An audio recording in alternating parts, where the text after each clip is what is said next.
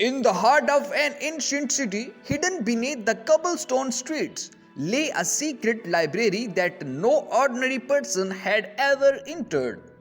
This was not just any library, it was the library of unwritten books, a mystical place where stories that were never told, ideas that were never written, and dreams that were abandoned before they could be born all found a home. The library had existed for centuries, its towering shelves filled with books that shimmered with an eerie glow. Unlike ordinary books, these had no ink, no printed words, just empty pages, filled with the whispers of forgotten tales. One stormy evening, a young writer named Elias stumbled upon a hidden door in an old bookshop.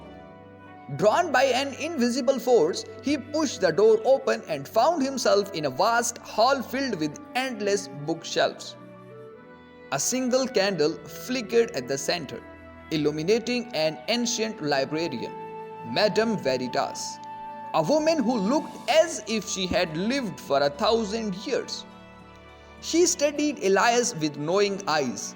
Ah, a visitor? It has been a long time since a writer found his way here. Elias, thou awestruck, asked, "What is this place? Why do these books have no words?"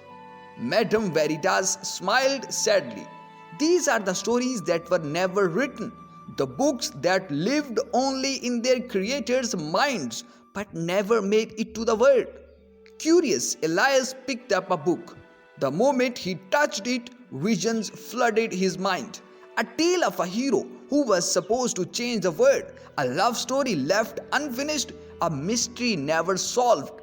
Each book held a word that could have existed, but fear, doubt, or time stole it away. Then he saw his own book. The title glowed faintly, the story Elias never wrote.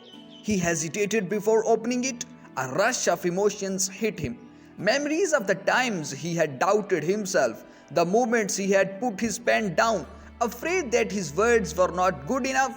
The pages showed glimpses of a grand adventure, characters waiting to be brought to life, a world yearning to be born.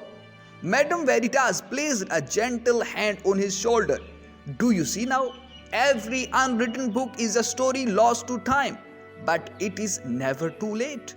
Elias felt a fire awaken inside him. He had spent years afraid, doubting his ability to write, but now, standing in this library of forgotten dreams, he knew he could not let his story remain here. Determined, he closed the book and turned to Madame Veritas. "I will write it." The library trembled as if it had been waiting for those words.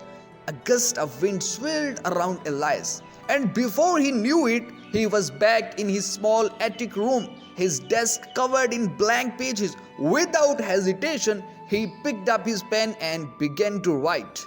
Some say that when a lost writer finds the courage to write again, a book disappears from the library of unwritten books.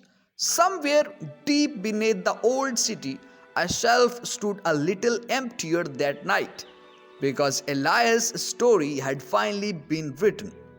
Moral: dreams left unwritten become ghosts of regret, but it is never too late to bring them to life.